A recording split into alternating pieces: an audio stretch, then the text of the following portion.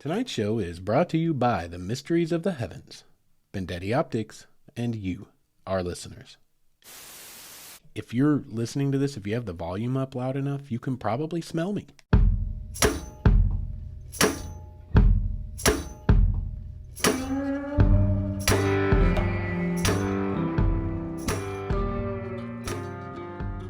What is up, all of you wayward souls, and welcome back to the Wayward Stories podcast. Wayward Stories is the podcast where we tell the tales of our adventures and our wanderings and our wonderings.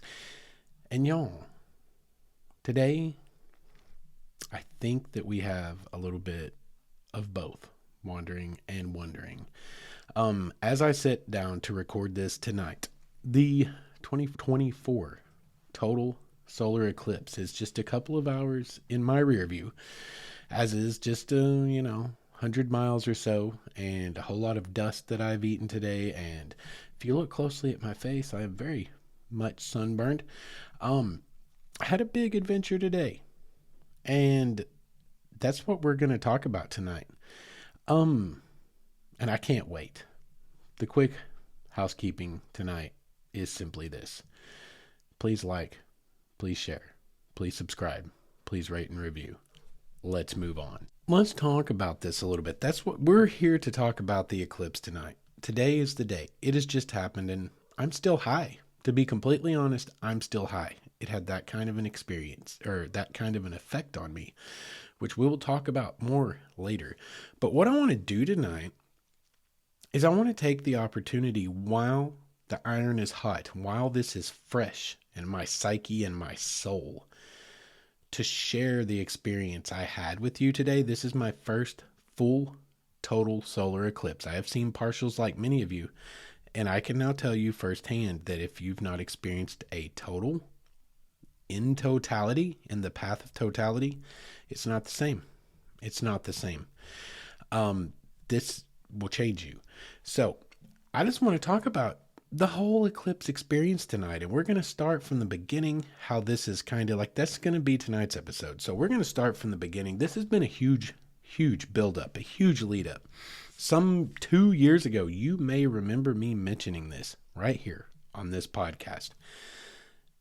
We were already talking about this here in the state of Arkansas.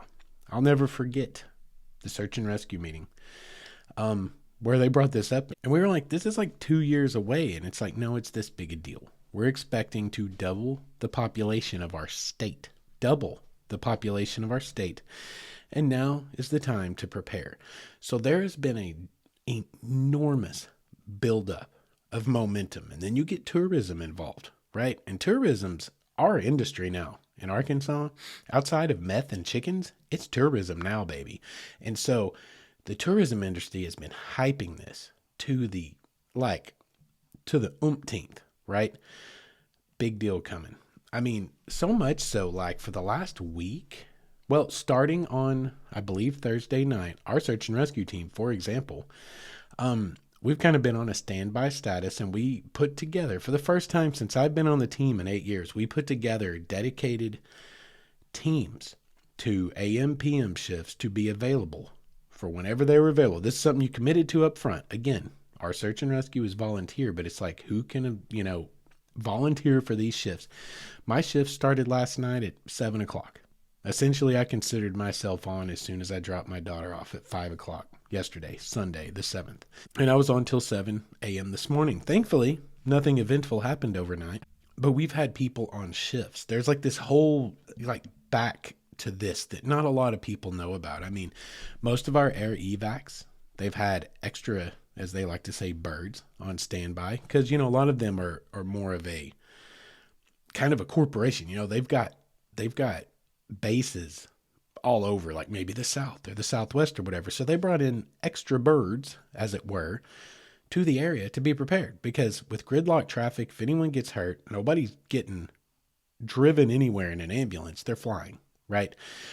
Huge preparation for this. So there's a lot of buildup. There's a lot of excitement built up. Again, with tourism putting in their 2 cents, everyone has been totally jacked over this. So there's been a ton of lead up to it. And as it got closer, I have to admit, I started to feel that anticipation. Y'all, back in 2017, I told myself, and this was before any of the bad stuff, right, in my life. This was way back. But I told myself, when this next one comes around, I'm going to do something as epic as I can do, given whatever circumstances I am in. On the day that it comes around, I'm going to do the best I can. And I did just that. And so 2 months ago, I asked off work for today. I had no intention, no matter whether I was on call with search and rescue, I had no intention of being at work on this day. For us, say, someone living locally where it's going to pass right overhead, once in a lifetime event. And it's going to be a long time before we see the next one, which I'm already starting to plan for, because as they say, once this gets in your blood, once you experience it, you will chase it. And I want to chase it. And unfortunately, I'm a po' boy and I can't chase him. I mean, this had such a profound effect on me. I mean, I'm sitting here right now, sunburned. My head is throbbing. My flesh on my head is throbbing from the sunburn. I am filthy. I have not had a shower. Like, if you're listening to this, if you have the volume up loud enough, you can probably smell me, to be quite honest. But I was like, I have to record this tonight. I don't really want to be honest. I thought about, should I let this process for a few days? And then I was already starting to feel depressed. Suddenly, the rest of the world after that event felt bland and boring. As I came down that mountain, it was almost like coming back into a different existence, and it was a boring existence, and it made me really sad inside. And I was like, we've really got to record tonight while some of the highs here, because once I go back to work tomorrow, once real life comes back, yeah, it would give me more time to process all of this, but at the same time, it might take the edge off of how special this was. So I sat here before you in dire need of a shower and some aloe vera. But it had that much of an effect on me. I want to talk about it now. So with all of that backstory in mind, all of this stuff that's been leading up to it, I got my day off, got it secured, was on shift last night from 7 to 7, whatever. But even up until yesterday, last evening, I did not know where I was going or what I was going to do today, because ahead of time, right, there's a whole lot of unknowns. We're planning on like enormous amounts of gridlock traffic. And so I'm going into redneck mode. The redneck's coming out of me, and I'm like, I know these back roads. I know these dirt roads. In southeast Oklahoma and southwest Arkansas. I mean, one was my FedEx route for like 3 years, and the other is where I grew up. Okay, I know these roads. I need to pick a place. I've got to find the right vista, because I knew, here's the thing. I love photography. Any of you who listen to the show know I am an amateur photographer and nothing more, but I love it. I love it. But I knew the restrictions of my technical skills and abilities with photography, and moreover, my financial restrictions, and gear restrictions. Like, the equipment I had was not capable of shooting like a time lapse of the actual sun, or even really trying to shoot for the diamond ring, right? That mythical diamond ring. I knew I couldn't do that, but what I knew I could possibly do, I could possibly get a time lapse of the valley. And I thought that could be a very cool thing to watch. This valley go through a time lapse. Hopefully, maybe there'll be some clouds to really show that progression. Time is moving, things are rolling, and all of a sudden it goes dark. And then the light comes back right in the middle of the day. So that's kind of what I plan to do. And at the worst case of the scenario would be, I still experienced the eclipse somewhere in totality. It was going to be special. This was going to be a set it and forget it deal. Pre-planning is everything, guys. Pre-planning is everything. As I sit here and talk to you about, I didn't know what the hell I was doing as of last night. Up until last night, I had no idea where I was going and what I was doing. I promise you, there were a great many hours of research put into, can I even shoot a time lapse properly? You get into this whole sketchy area where you've got a camera set and it's taking photos every 3 to 6 seconds, depending on what you choose to try to pull this together based on restrictions on your memory card space, the battery life of your camera, because you're needing like a 2-hour shooting session to get like 30 seconds of actual footage of a time lapse, right? This is what you're looking at. It ended up being like math. And you guys know me, I don't math very well.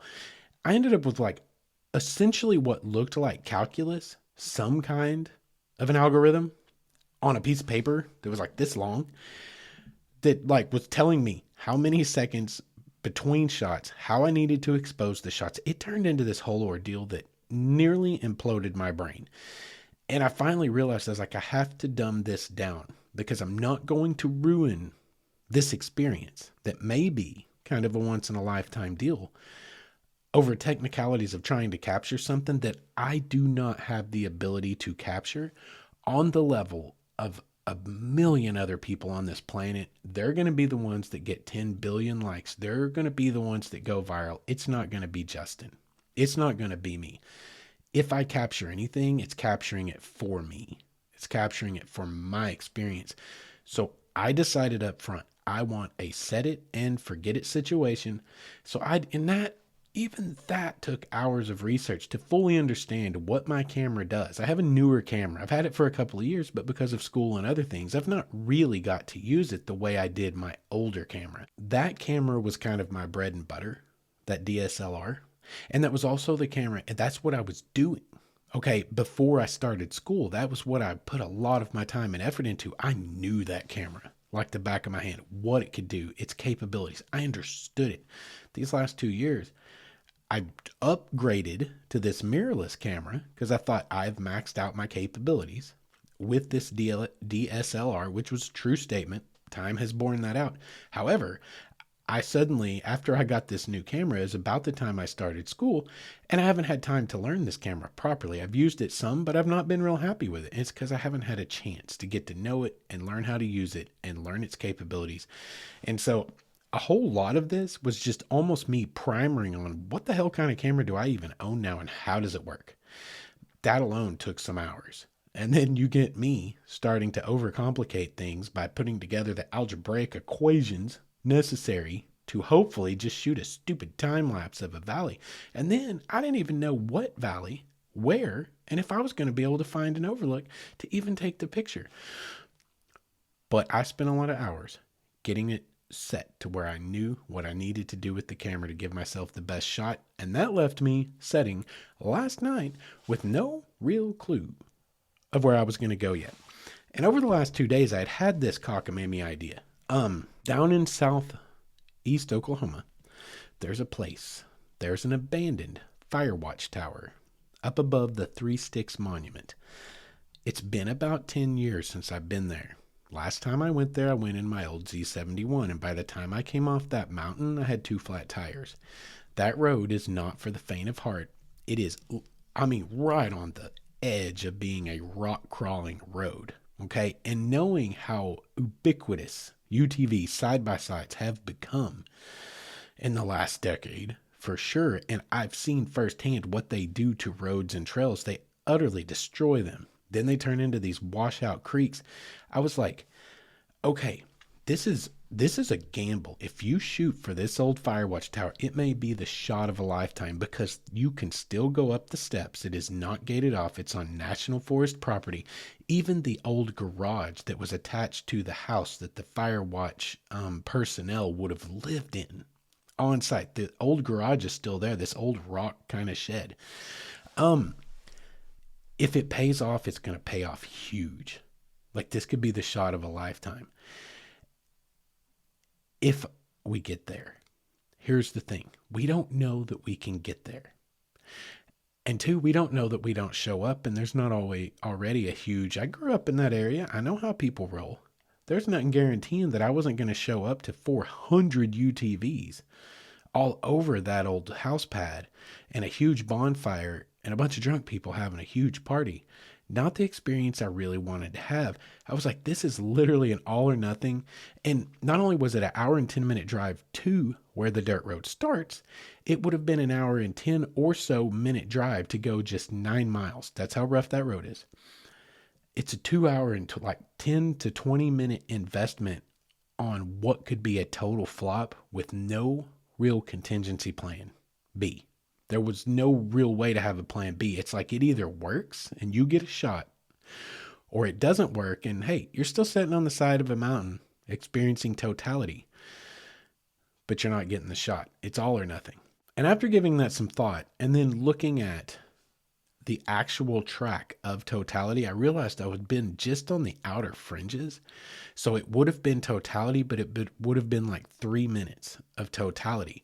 I was like, I'm so much closer to being right in the heart of totality at 4 minutes, 8 seconds, 10 seconds, 11 seconds, the max, kind of the high end of the spectrum we're going to get during this whole ordeal, this whole event.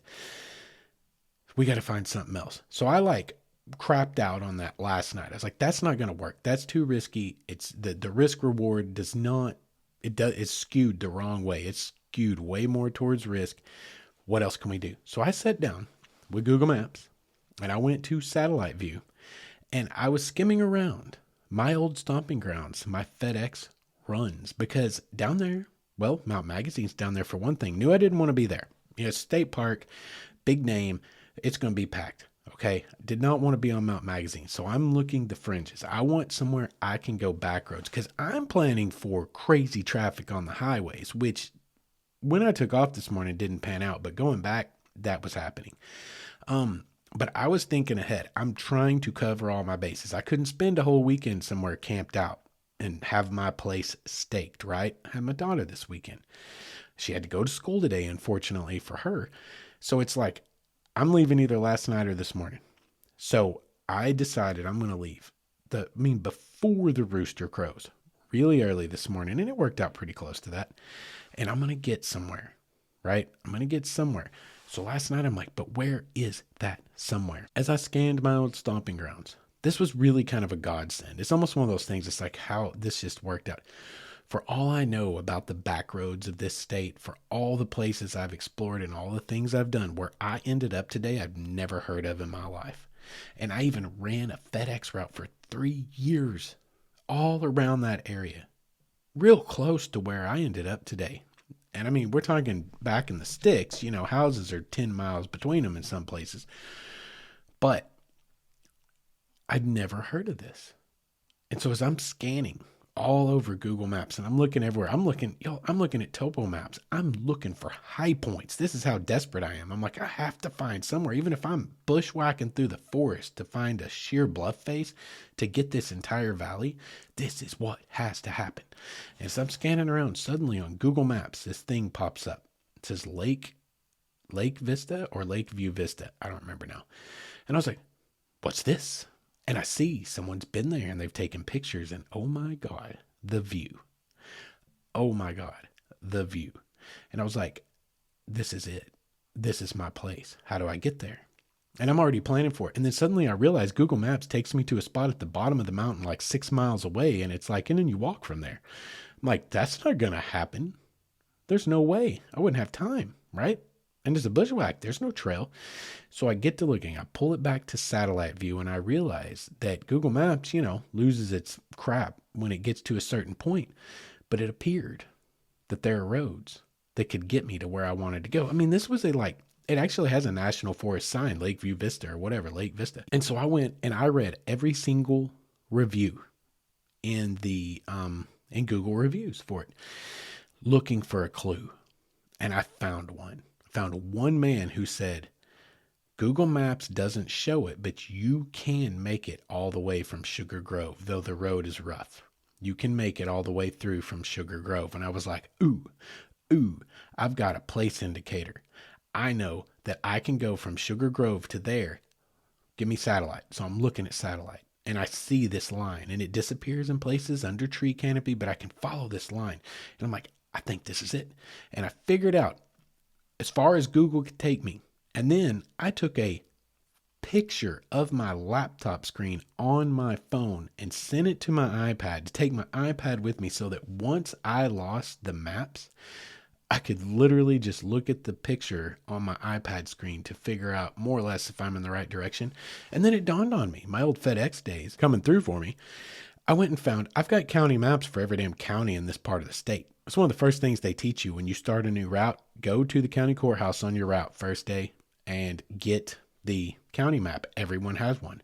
And it's got all these old roads, the forestry roads. Some of them don't even go anywhere anymore. Some of them are on private property, but it's every road that's almost ever existed. So I'm using this old map and I'm realizing, here it is. Here it is. I see it. I see it. I think I can do it. But then again, it's like, if this way fails, the only way to this Lakeview Vista is like an hour and a half, literally an hour and a half all the way around. If I put into Google Maps and finagled my way to go the long way, which was a little bit more sure bet, it was a 2.5 hour drive. The way I went, it was an hour and 7 minutes. And then like the 20 minutes up the hill. Regardless, today was a gamble. Okay. I was hedging my bets. I was doing all the pre-planning I could and hedging every bet I could to give myself a shot. And at the end of it, I was like, at the end of all this, I may be sorely disappointed that I didn't get my chance to get some kind of special time lapse or whatever that I can't even be sure that I'm going to be able to pull off. But if nothing else, I'm going to be sitting in the forest away from people amongst nature when one of these very, very special events that happens in our natural world actually occurs. So that's what I set out to do. Lakeview Vista was decided upon. I did a bunch of writing, a bunch of screen capping, a lot of things, downloading offline maps and pulling together all the resources I had to try to give this the best shot possible. I loaded up an ice chest last night. I had lunch set up for today because I took books. Y'all, I took books. I was like, I'm getting there so early. I'm giving myself the best chance, unless somebody camped there, to beat people there. And let me tell you something. It absolutely worked out. It absolutely worked out. I got out the door this morning pretty much with sunup. And I'm cruising down and the roads aren't that bad. I was like, well, this is kind of promising. Traffic's not that bad heading out. Now, I did see lots of out-of-state plates, but it's kind of rush hour traffic here in the big, here in the fort. And it's, early rush hour, but it was rush hour traffic, people starting to come to work. And I was like, well, feels probably pretty normal. But then I started seeing lots and lots of out-of-state plates, Georgia, Tennessee, all over. But it wasn't as bad as I thought. So we got to cruise highway most of the way down, even though I'd already pre-planned back road routes. Took highway almost all the way down. And then I hit the mountain. And when I got to the mountain, I was like, okay, this is it. This is either going to work or it's not. And if it's not, plan B is we've got a long trip around to the other side. And that's like our last hope. So I started up the mountain and it went fairly smoothly. The road from Sugar Grove, as mentioned, is rough and washed out in places, but manageable. Subi's got close to 9 inches of ground clearance. Clemmy does. But, it's doable. It's doable. Probably for a lot of cars, passenger cars, it could even be doable if you take your time, take it easy. Now, of course, I grew up driving any manner of someone's parents' vehicle you could find out to where we would party or camp or whatever. So there is a skill, there is an art to that. But if you go carefully, you could probably get a passenger vehicle, a basic passenger vehicle up that side to this Lakeview Vista. So I'm still, at this point, flying completely blind. Right? I don't even know if I'm going to make it. I don't know how good the vista is going to be, what it's going to take to fully get there, how it's going to really play out. So I'm cruising along. I head up the mountain and I'm passing cabins. Like there's people, we have a lot of preppers in this world still here in the American South, especially back in them hills. Passing some pretty neat little cabins up in the middle of nowhere. And at least one guy was already standing outside drinking his coffee and giving me kind of the wonky eye at old Clemmy. And I was like, yep, I know what they're thinking. I was like, I might like as get shot today as anything else. That might be the greatest threat. But he was kind of giving me the wonky eye. I gave him a big wave and just kept on trucking up the mountain. Being respectful, mind you, to drive slowly by any cabins. Like if you ever go back roading, guys, dirt roading, be respectful when you pass people's houses, especially if some of them being the 4-wheel drives. Don't just go flying down these dirt roads. When you see a house, shut it down. Don't dust them out. Be respectful of the people that live there. Always try to do that. But I head up the mountain and make it through this series of pretty interesting, crazy switchbacks, get to the top, and then it's smooth sailing right across the spine of the mountain, man.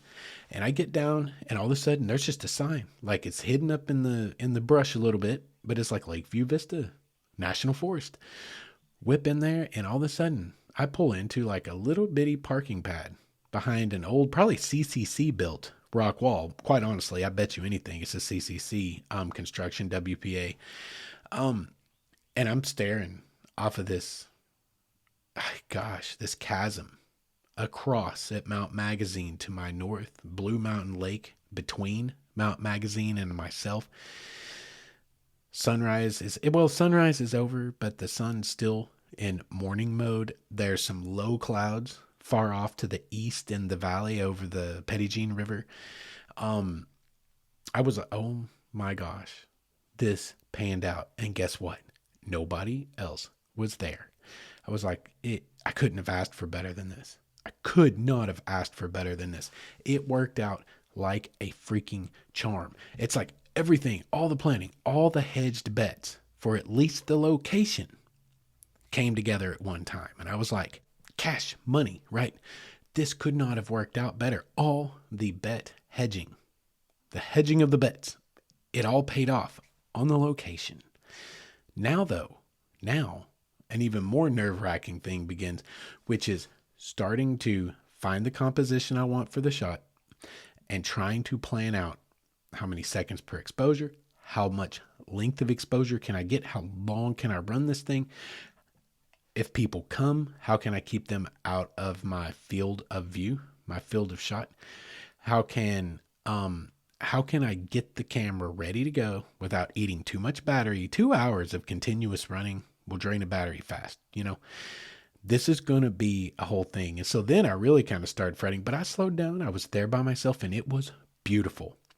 Unfortunately, it wasn't bald eagles, but there were vultures literally soaring on the thermals just off of the bluff face. I was watching them move around in the breeze. I sat down and made myself a sandwich because I didn't have breakfast. Made a sandwich, got out my bag of chips, and I ate like a brunch, I guess you would say, sitting on the side of that mountain in complete silence, listening to the birds, listening to the crickets, just listening to nature. And the occasional little prop job airplane buzzing down through the valley. There was a handful of those up today. And it was beautiful, and it was relaxing, and it was peaceful. God, it was peaceful. And so I made myself calm down because I was getting jacked. For real, I was getting jacked. The anticipation, the buildup, I was jacked. I made myself slow down, had my sandwich, and kind of slowly started. I started with just cleaning, something procedural, cleaned my camera, got my lens filters, got my lens off, got all the little soft cloths, the cleaning cloths, and I've got like a little special tool, a pin to really clean it.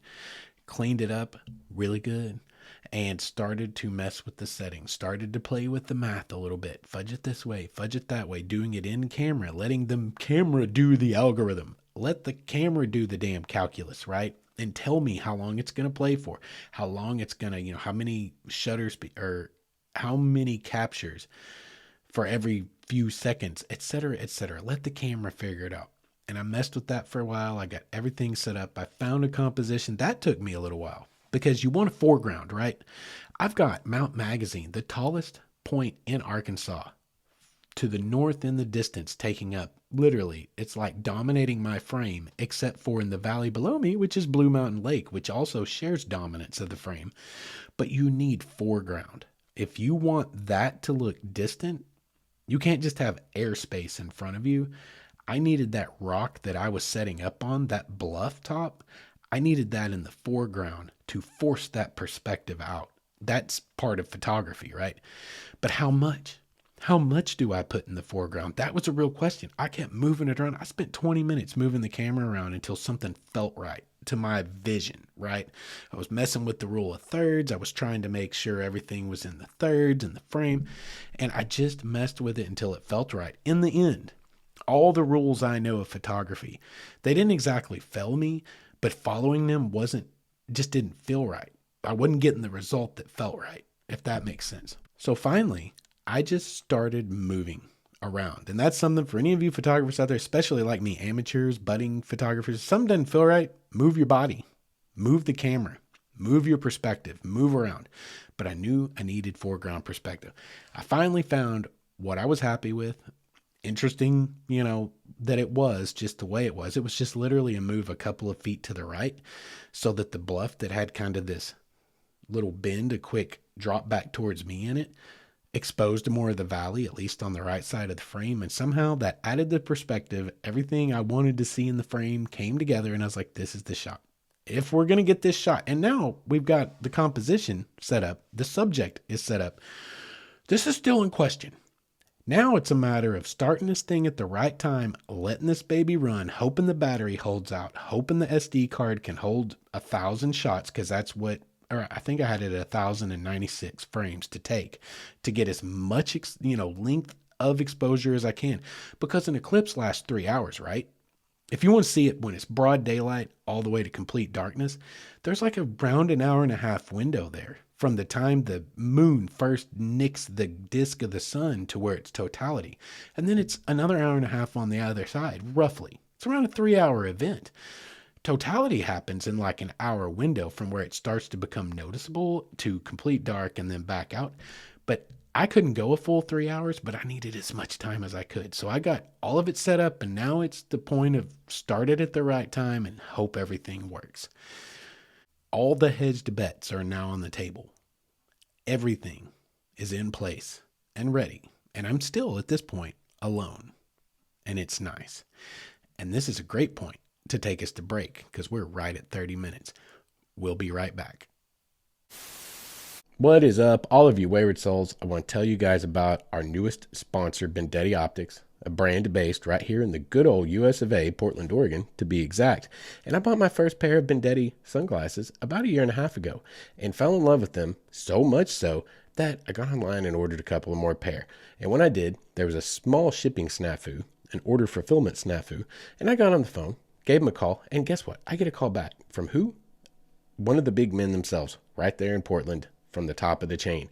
Have a great conversation, and we end up starting this great relationship we have. They more than made right the little snafu that occurred, and I am now a huge proponent of them because I can tell you from personal experience they are good people, and they're trying to compete with the big boys out there, coming in at a price point of about $40, but using the exact same frame material, TR90, and the same polarization process as the big guys. As it turns out, something I think we are already probably knew in our hearts, when you buy big name sunglasses, you're buying a big name, not necessarily any more quality than you can get somewhere else, like at Bendetti Optics. They have 29 different styles. They have multiple polarization options for whatever climate you happen to live in. And they back it up with like this lifetime guarantee that if your dog eats your sunglasses, it doesn't matter how you break them, send it back in with a check to cover shipping and handling, and you're golden. You got a new pair on the way. These guys are truly trying to do it right, and they have this philosophy that a really good pair of sunglasses should not cost you so much that you are afraid to wear them. And I think all of us outdoorsmen can relate to that. So if you guys, like me, are very practical and like to get more bang for your buck and wear some great looking sunglasses, check out BendettiOptics.com. That's Bendetti optics.com, or you can go over to Instagram /Bendetti Optics. And that I highly suggest, whether you buy a pair or not, just to check out the cutest pupper you will ever see modeling sunglasses. Once again, that's BendettiOptics.com, and make sure and let them know Wayward Stories sent you. And welcome back. Thank you guys for sticking around through our sponsor break. Let's get right back to it. We dropped off at all the bets are hedged. I've had my brunch now, and I'm sitting there sipping a water, enjoying the quiet, and I hear the first gravel crackling. I was like, they're starting to show up. Boy, I really did play this right, getting here early. So they start to show up. Well, the first people that show up aren't even locals. They're from Omaha, Nebraska. And they came down, we started a conversation, and they've become two of my favorite people in the whole world now. Had a great time with them, but they were the first ones there with me. Then we hear more gravel. And we get another group of 3 that show up. They are from St. Paul, Minnesota, and Washington, D.C. They all together, but they're from St. Paul and from Washington, from D.C. They, too, turned out to be some of my new favorite people ever. This was great. Like, we've got this lock this lock on this rock. We've got this rock locked down, which was my goal. Get there early, stake my claim, make my space. I accidentally did that in Big Sur, Pfeiffer Beach, the Keyhole Arch. You've heard that story a couple of times now. Today I did it intentionally. You got to go. You got to set your place. If ain't nobody camping there, we're getting our spot. Well, these guys came and they were just like, it was perfect because we ended up owning the front end of that rock. And super bonus, they all just happened to be super awesome, because it could have been really bad. I could have been stuck there for 3 hours with a jack wagon. It's possible. It happens in this state sometimes. I'm sure it happens everywhere, but there definitely is a clash of cultures when you get further out into the sticks, and we're pretty good ways out there. These fine folks, it turns out they'd all come down, and they had stayed down on, I believe it was, in the campgrounds at Blue Mountain Lake. And this is super cool. Again, it's almost like one of those things. What a coincidence, but it's like none of the three of us in our little group that had kind of come together here, none of us knew where we were going to experience the eclipse as of like yesterday at some point. It was like, didn't know this was here. Of course, they're from out of state, so of course they didn't know it's here. They stayed down the mountain. They found it essentially the same way I did. I'm the local, quote unquote local, from the area. None of us knew that that's where we were going to end up. And we ended up being the first three. Well, it was 3, 4, 5, 6. The first 6 of us, the first 3 groups on the spot. And me as an empath, I can, I pick up a lot of body language and I can tell these things. When the locals started showing up in their side-by-sides and their old pick-em-up trucks, there was a little bit of chagrin. Some of them came up and were very friendly, but I could see and hear a little bit of grumbling from some of them, but most of them were very, very friendly. And it worked out really good because me and my posse here, my new posse, we ended up having this lock on the rock where I could get my shot. My field of vision could be unobstructed and save my Washington, D.C. friend who hails originally from Boston. This is what we were joking about. Save for him accidentally stepping into frame to give us a little Boston butt on frame, on camera. It went very, very smoothly. But we had a great time. And this is something I want to talk about. And I've talked about it in so many episodes before. This is what's special to me about the backwoods. It's the kind of people you meet out there on the trails. It's the kind of people you meet out there chasing the same adventures as you. The same kind of people that are out there for a lot of us looking for ourselves. You meet kindred spirits. You connect with people. And that to me is what makes this world better and go round, is good connections with good people. We had a couple of hours before it really started to set in, right? We talked about all kinds of things. They were eager to learn about many things, Arkansas. It was a super good time. It made the day definitely better, definitely more special. I'm glad that I got locked in with those guys. And we had an addition that came in to make like a 7th to the group. And she was from Havana, Cuba. Not really. Havana, Arkansas. We're weird in Arkansas. We have Havana. We have Paris. We've got a lot of those places that exist in other parts of the world. I mean, just across the line in Oklahoma, we have Panama. Trust me, it's nothing like Panama in Central America. But name a lot of places. Of course, up there in Missouri, I know Rob C. will know this. There's Cuba, Missouri. And Josh, my Roton night hiker, you guys know all about Cuba. Oh, and Mexico, too. Right outside of St. Louis, isn't there? Mexico? Anyway, I digress. So, we had a friend from Havana, local, but she was a very kindred spirit like us. She fit right in, and she slid right in with our group, and the rest of them kind of stayed back off the bluff, and they found a big opening to look up at the sky. I was far more focused on the effects of the eclipse on the environment around me. Of course, I'm going to look at the disc when we go totality. Of course I am. Okay, but I'm more focused on experiencing this total experience. I don't just want to see the sun go dark. I want to see my world go dark, right? I want to see the things I've been reading about. I want to hear and feel the things I've been reading about. So out there, exposed on that bluff face was the perfect place for me to be. And guys, boy, did it ever pan out.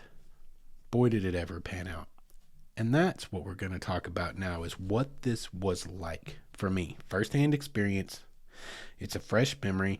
And in a way, I almost feel like that could work against me because I haven't had time to process it. But the alternative is I really hemmed and hawed about this on my drive back. And I had a little bit longer drive back because traffic did kind of bleed into the roads. Everyone trying to go home somewhere. I had more time to think about this on the way back. But do I want to record this quickly when I haven't processed it? But then I thought about how I was already starting to feel this depression almost, this come down off of what happened up there to the blandness of reality, everyday reality. And I was like, I do not want to process this so far that I forget the way this feels. I think that no matter how late it is, I get in, no matter what, I think we have to record tonight. Even if we don't edit yet, even if we don't drop yet, I think we have to record tonight.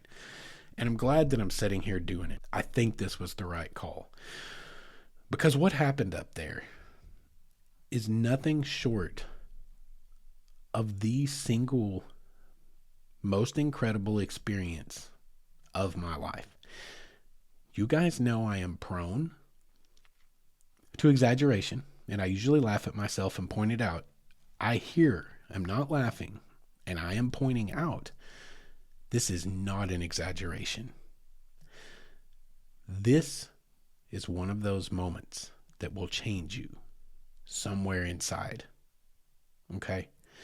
There may not be words to describe what it does, or how it makes you feel exactly, or what the long-term effects of it on you are for some time, but this changes you, especially if you're there to really, really experience it.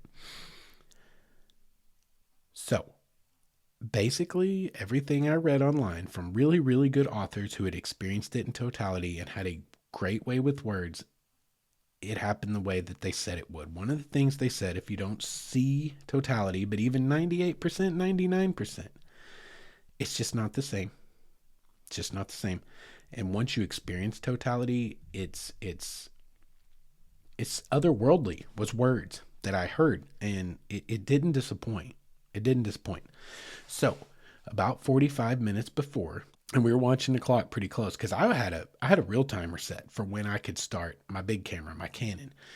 And I got it started, and that was an hour out. And I kind of told everyone, I was like, we have 1 hour to touchdown. And by this time, quite a crowd had gathered. We had filled up this tiny little parking lot with UTVs, pickup trucks, and game and fish. Well, it wasn't game and fish. It was Arkansas forestry. Several of them showed up because they knew better than anyone. This is probably the best vista in the world to view this from.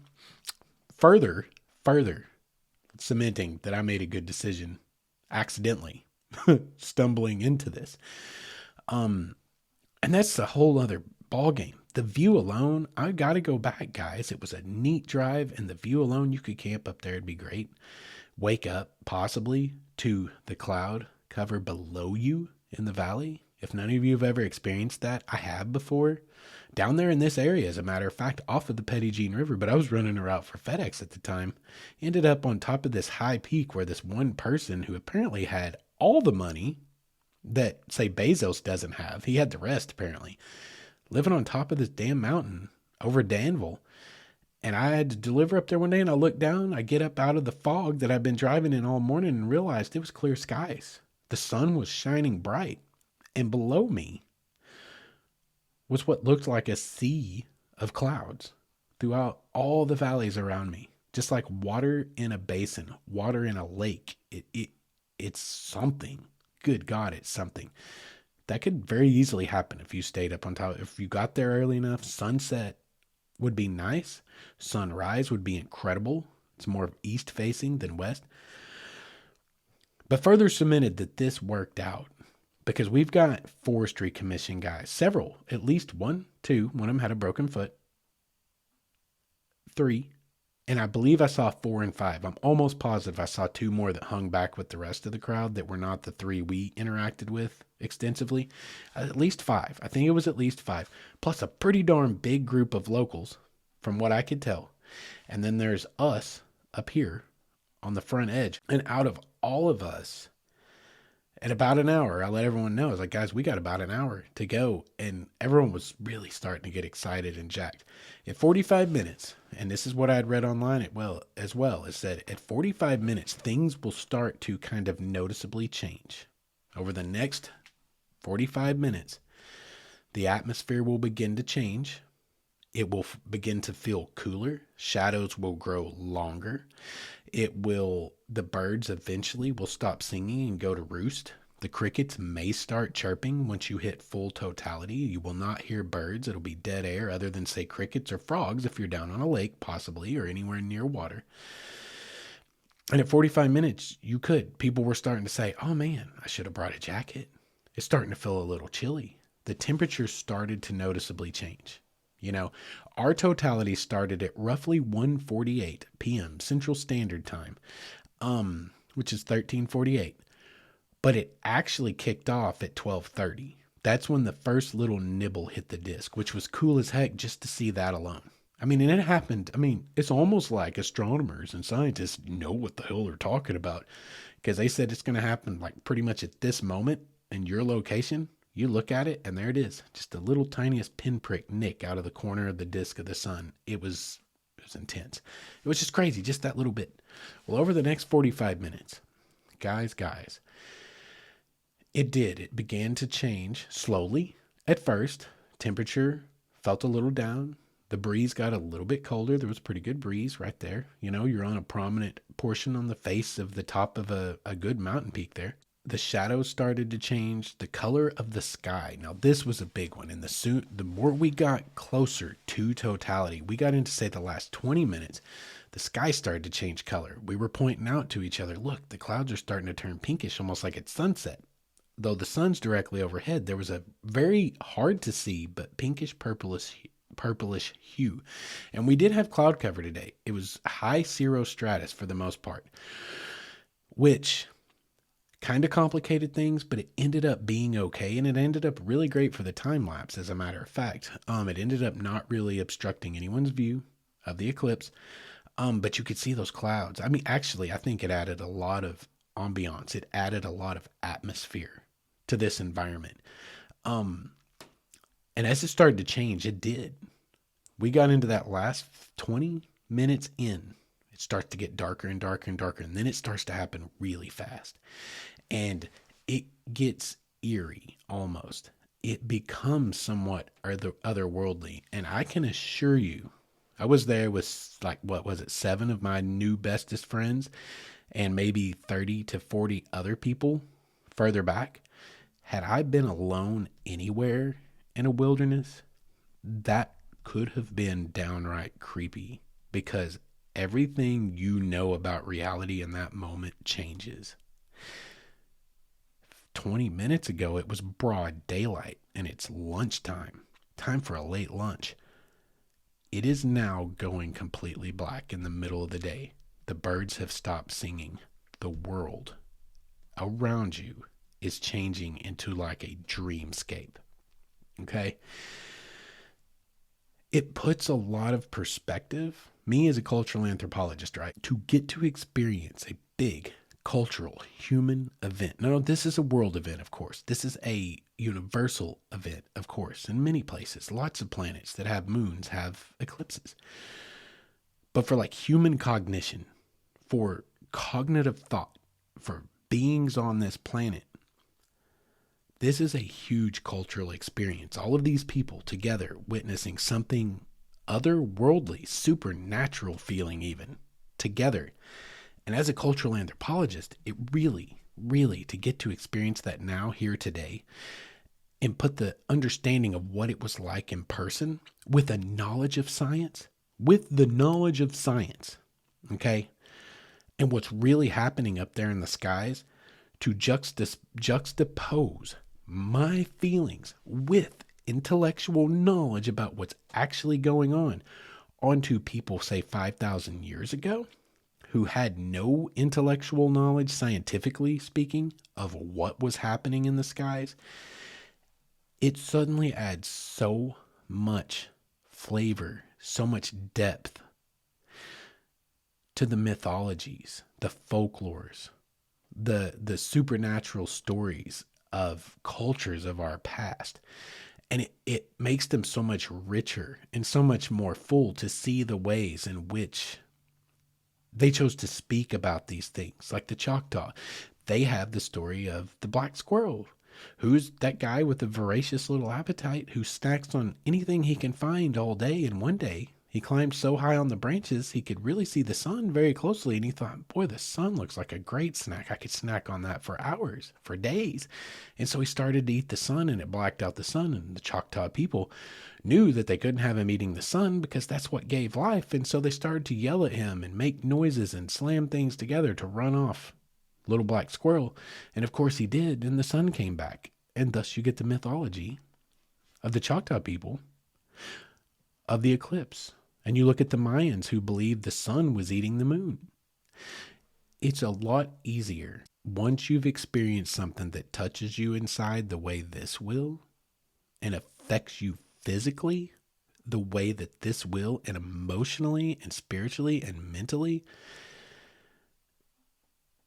It adds so much depth to our understanding of other cultures and other peoples in those stories, and they just become so much more, again, just richer. I'm at a loss for words on a lot of this.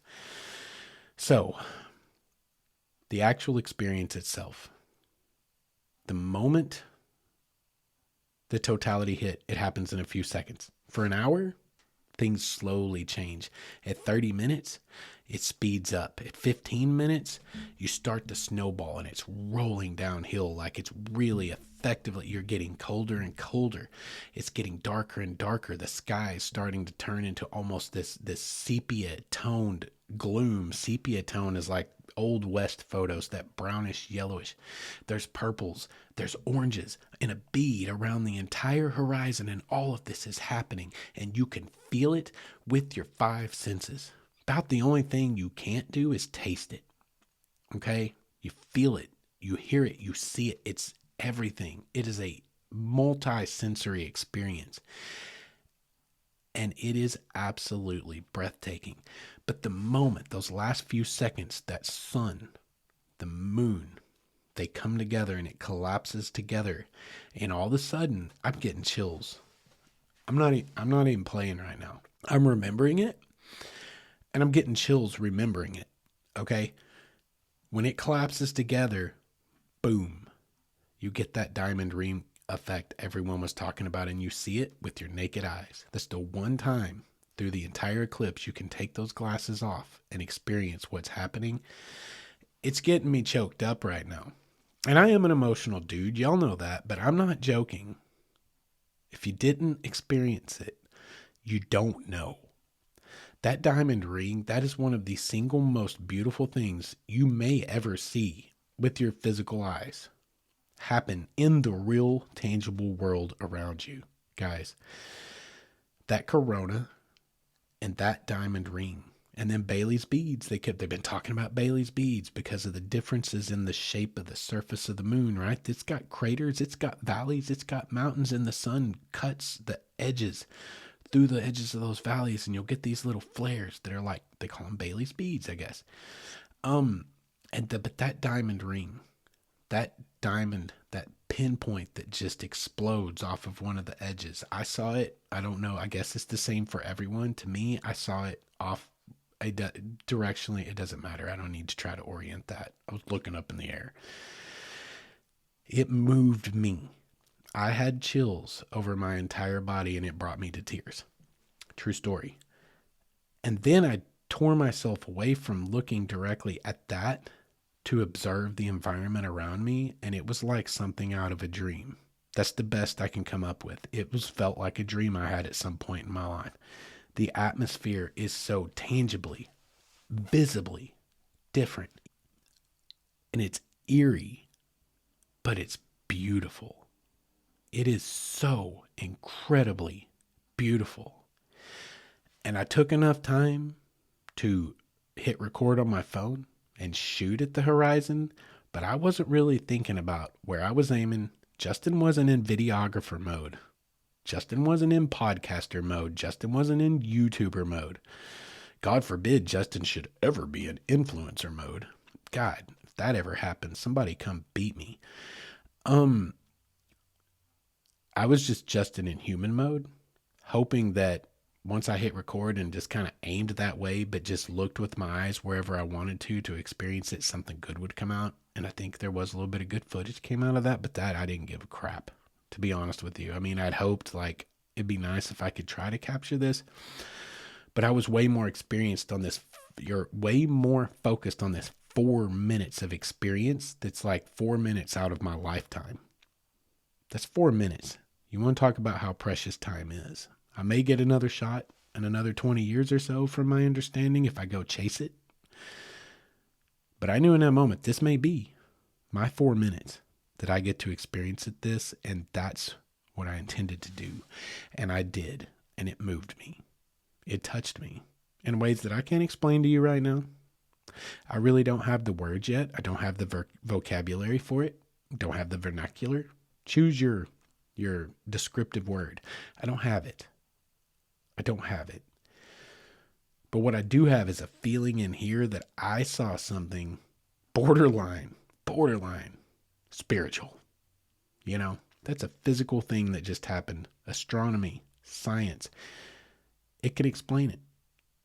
But those two things, the one thing they can never explain are the intangibles, which is what it does to the inside of a human soul. Whatever is us, whatever it is that we call a soul, whatever that is, that experience will touch it and it will change it. And you will be a different human on the other side of it, like I am right now, sitting here before you, trying to describe it to you. And for any of you that did witness it, hopefully you hear this and it just brings back the great memories. For any of you who didn't, I hope that it prompts you to chase one of these down somewhere in your lifetime, because this is the kind of experience that, you know what, one way to describe it is when it ended, one of the very first thoughts that came to me was, how can any enormous group of human beings ever experience something like this together collectively as a society and not feel like we're complete idiots for the petty crap that we divide ourselves over, that we fight over, that we struggle with, that we blow up worlds for? It's so petty.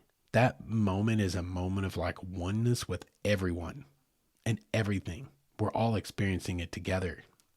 And it's like, how can you not feel how much bigger this universe is than this tiny, fragile blue dot that hangs in the void of space? And we're lucky enough to be here. We're lucky enough to live to experience this.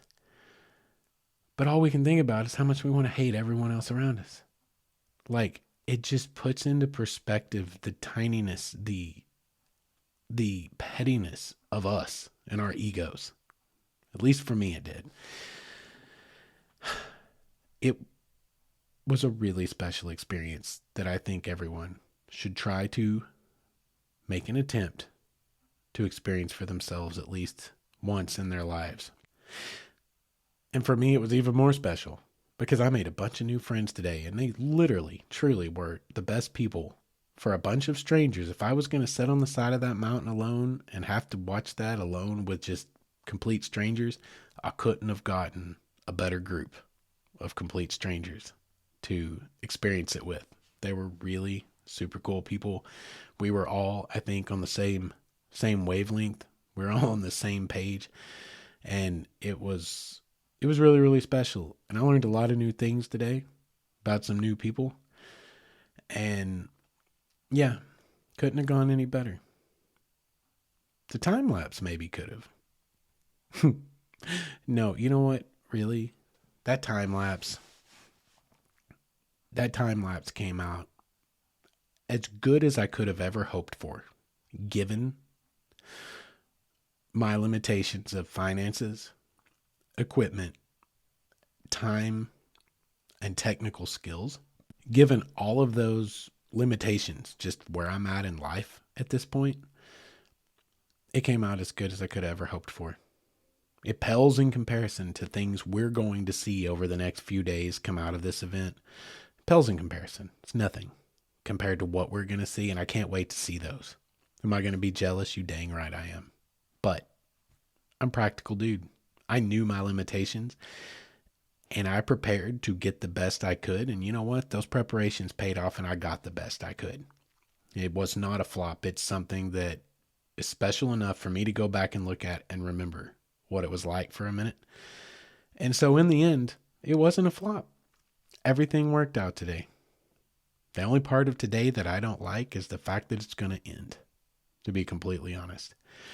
I am at this moment sunburned and throbbing as my head is, dried out, gritty dirt, dust in my teeth as I have. This was like the kind of adventure that has driven me and sets my soul on fire. It was odd. It was quirky. It was spur of the moment in a way. Where are we going? I don't know. I'm about to find out. I found out. I chased it down.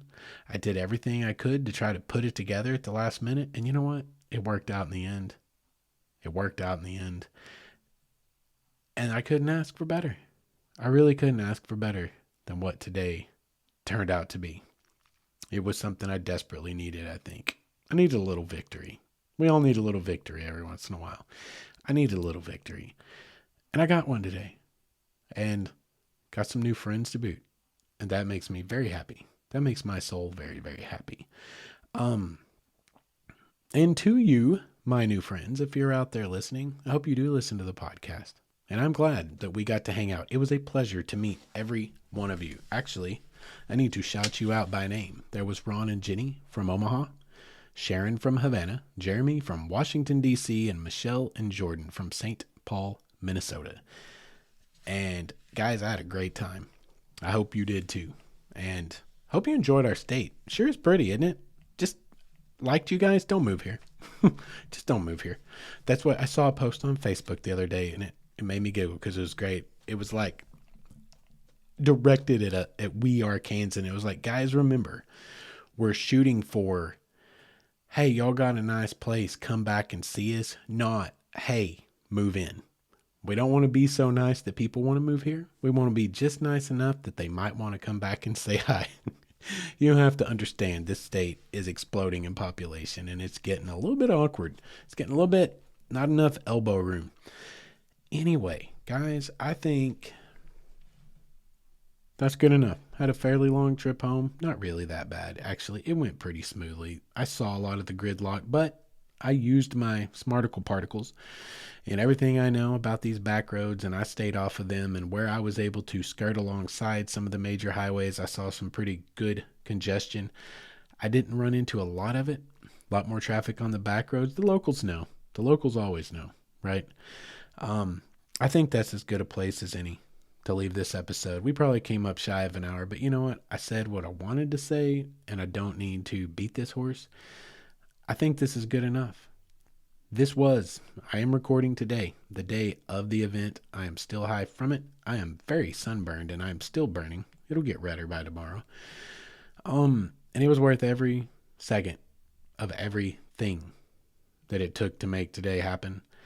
And yeah, I hope you guys got to experience it too. Let's call it an episode with that.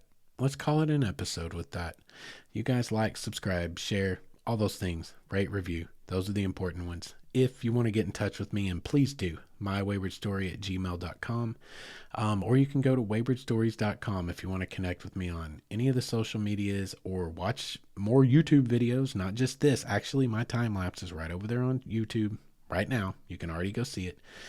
And you can judge for yourself if it came out worth a dang or not. Yeah, anything else, it's just best to go to waywardstories.com. Until next time, guys, I hope you guys find some adventures to go get into, to keep you busy. And like I always say, it seems all the more potent and prescient to me tonight is y'all be good to each other.